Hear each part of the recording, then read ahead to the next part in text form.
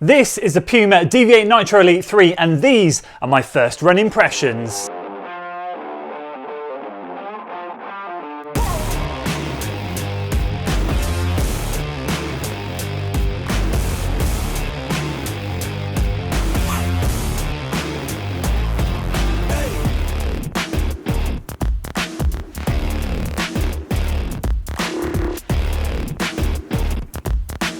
So I'm really excited to share my thoughts on this shoe. I came into this year knowing I was going to need a brand new racing shoe. My Vaporfly version 2s are on their way out. This thing caught my eye, you guys said it was good, and oh my word, what a first run that was. So as always with first run and first impression videos, we'll be going through how I tested the shoe, give you guys a quick technical overview, and then of course dive in to my first impressions. I can't stop squidging this midsole. Quick disclaimer, this is a pair of shoes that I purchased with my own money. For the value of this shoe, it is absolutely incredible. It retails around £194.99 and I got a 15% discount off that, so I paid £164 for this absolute beauty. So how did I test the shoe? Well, with the idea of bringing this in for a potential half marathon racing shoe, I had to test it out with some half marathon reps. So on the cards this week, getting very close to the goal race, was 4 by 2 mile reps at half marathon effort, and I cut them down and it felt so good. I started off around 5:43 per mile pace for the first 2 mile rep, warming into things, and then I knocked out a 5:36, another 5:36 and a 5:34 to finish.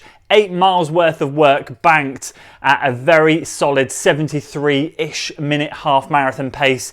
Blown away. And before we get into my proper thoughts on this shoe, let's go through a very quick technical overview. So I kickstart by saying I went true to size in this shoe, which is a UK size 13, quite a snug fit, nothing wrong with the length and the width and everything, but it's a very sort of shallow fitting upper, so it does feel nice and snug, exactly how I want it to feel for race day. Very reminiscent of the Vapor Weave on the Vaporfly version 1. Absolutely love that.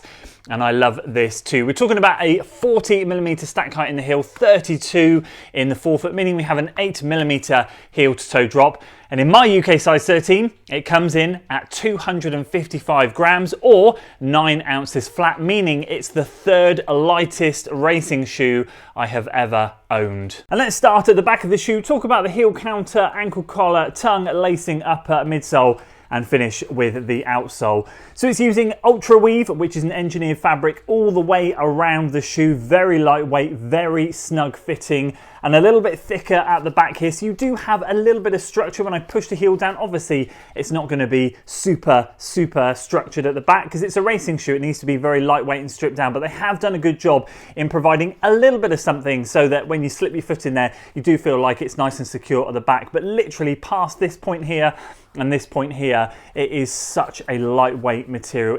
Really rate this upper.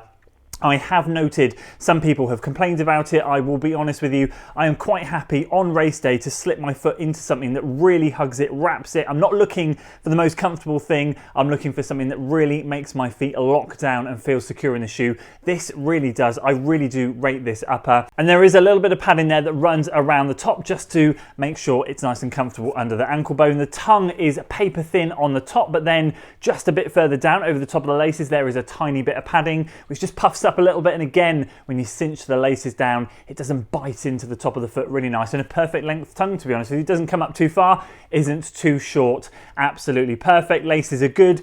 Lacing system in general is good. Nothing fancy going on here, just really structured, nice and supportive. I cinched this down from bottom up to top before I went out for my run. It didn't come loose, it didn't work loose. It felt good from start to finish, and I slipped my foot off, as you can see, with the laces still done up, and it still felt really good at that point when I finished the run. I won't spend too much more time waffling on about the upper, but honestly, it is very comfortable. Quite a shallow toe box. As I said, I kind of felt like when I was running in the Vaporfly version 1, I'd slip my foot in there and it kind of makes your foot like a little bit of a torpedo, and that's kind of what I want to feel like, streamlined on race day, and that's exactly what this thing does. The Vaporfly version 2, which I'm using right now, has one of the worst uppers, and so that kind of shows to me that has a really sloppy upper, but I'm still choosing to race in it because the shoe is still really good. So the upper doesn't necessarily make or break a shoe, but it can be a really, really nice touch. And to be fair, they've done a fantastic job with this one. As for the midsole, this was the real surprise for me. The Nitro Elite foam, which is used in this with the power plate, which you can see through the base here, is absolutely brilliant. Now I put this side by side with a Vaporfly, and I can see that the plate has a very, very similar placement in the foam. So it scoops down low towards the bottom of the shoe here, so it feels more aggressive. But what it does compared to the Vaporfly in the midfoot area kind of cuts up a little bit more here. So it's a bit more of an aggressive cut back up, whereas this has a bit more of a gentle slope all the way back. But this forefoot area right up to about here is very, very similar. And I would think to myself, like when I saw that, I thought, wow, feel like this is going to ride very similarly to the Vaporfly, and I can confirm that it does. It's that perfect blend of not too soft, not too firm. It was more squishier than I thought actually. You do get that really nice bounce back from this shoe. I found it quite effortless, to be honest with you, to cut the reps down. I made myself stay controlled in that first rep because I knew I had 8 miles worth of work to do and I needed to keep this workout controlled. But to get through that workout and to cut it down and to finish strong at the end, I think I finished with like a sub 5:30 mile. It was absolutely brilliant. Honestly, this foam is top notch. Moving on to the outsole, this stuff is absolutely magic. This is the Puma grip, which covers most of the forefoot. We have a big exposed area of midsole here and then a couple of small pads in the heel. I was quite concerned going out this morning. We've got freezing temperatures right now. The daytime's getting up to literally 0 or 1 degrees. At night, it's getting down to -5. Very icy, very slippery. It wasn't too bad this morning, but there were some sketchy patches out there. This thing gripped so well. I had no concerns whatsoever. Massively impressed with this overall. Very, very pleased with how I felt cornering. I felt like I could corner tightly. I wouldn't ever worry about racing in a course where you've got out and back turns around a cone and stuff like that. I felt like you get good traction. You wouldn't have to take a wide bend. Yeah, just massively impressed. And that is it for the tech. So with all of that out of the way, how did I find this shoe? Well, you've probably gathered I absolutely loved it. This is exactly what I was looking for. I'm looking for something. Okay, let's rewind a little bit. So I was a massive fan of the Vaporfly version 1 and the 2 was okay. They tinkered with it. I'm still using it now. It's still a really good shoe, and for me the reason I still use it is just because of the geometry, the setup, how aggressive it is. I love it, and that's why this one, I've heard so many of you guys compare it to the Vaporfly. Now rewind a couple of years, the Saucony Endorphin Pro 3 became that replacement for the Vaporfly.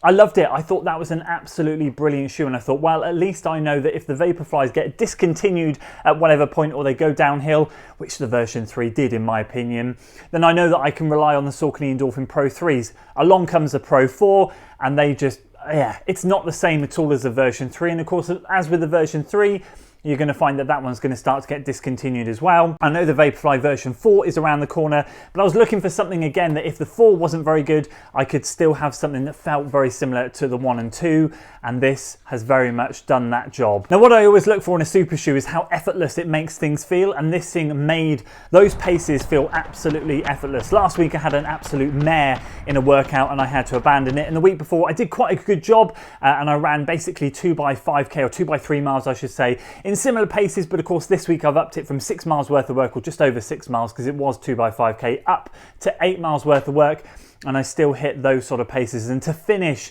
down at 5:34 for that last 2 mile rep is really encouraging. I know fitness is there, but this thing really, really did help. Now I will tell you one more thing, and I feel really bad in saying this, but I was holding out for the Adios Pro 4 from Adidas. I was very excited to test that shoe. As standard, they have not released a shoe in my size. They tend to later down the line, but on launch day, they didn't release a 13.5. They did release a 13 to be fair, but with Adidas sizing, I just find it a bit small. I always need to half size up, and so there was no point in spending £220 risking getting a shoe that was too small. I'll just wait for that one to come out in my size. And so when I saw this one and knew that I could get the 15% discount for £164, I just feel like I've got myself an absolute bargain. But of course, the main reason that I got got the shoe in was to see if it would take over the Vaporfly version 2 as my race shoe in Alicante in a few weeks' time. Now what I'm going to say to you guys is it's going to get its first race test next weekend at the Linda Franks 5-mile race. I want to give it a proper racing test. Ultimately, I was out there this morning on my industrial estate in busy traffic, hopping on and off the pavement onto the road, and it's just not ideal for testing. I mean, I'll be honest with you, these things need a proper race test. I'm not going to make any judgment on the shoe until I've got a good race effort in there, when I'm properly fueled up, when I'm feeling good, feeling fit, feeling fresh and ready to toe the line. I also then have a race potentially the week after, before the Alicante half marathon. So if this does well at Linda Franks, it might get another race after that, and if it does well there, then I think this one is going to be my racing shoe. So overall, massively impressed so far. Only one run. As I said, I was massively impressed with the Alphafly version 3 after one run and the Vaporfly version 3 after one run, but of course those two shoes kind of not fell off a cliff, that's the wrong word, but they didn't quite make it into the racing shoe rotation. The Vaporfly 3 just kind of gave me some plantar fascia issues, and the Alphafly 3 is just too much shoe. I was impressed with the updates on both of them, but they didn't quite cut it with the racing shoes that I already had in my lineup. And I'm very cautious to say that, oh yes, this one is going to be the one for me to use. I'm quietly optimistic that this is good, but we need some more testing in there. So the one thing that I'm going to do is I'm going to do a long run test at some point, but not this weekend. I am going to get next weekend's race out of the way. I might do a midweek long run next week and give it a test there. I do have that penciled in. I might use this shoe. I'll see how I feel next week. Otherwise, I'm going to just box this thing up now, save it for race day and get a really good race effort in it. So there we go. Those are my thoughts on the Puma Deviate NITRO Elite version 3. Very exciting. I understand the hype. I understand what you guys have been saying. It is an absolutely phenomenal shoe. Can't wait to lace it up next weekend and give it a good racing test. I'd love to hear from you guys if you actually purchased this shoe and what your thoughts are on it. I know a lot of you have said such positive things about it, but are you tempted by it? I can tell you now, I promise you, if you're a Vaporfly fan and you are tempted by it, or an Endorphin Pro 3 fan, or even Pro 4, this would be another great one to test. And if you are based in the UK and can get that 15% England Athletics discount on sports shoes, you can snag this shoe for £164. Absolutely well worth it. So yes, love to hear from you down in the comments below. That's it from me today, guys. If you want to learn more about my current half marathon shoe training rotation, then check out this video up here. And if you want to see last week's training episode where I tried to tackle a workout and failed miserably in the Alphafly 3s, then do check out this video down there. And I'll see you over on those.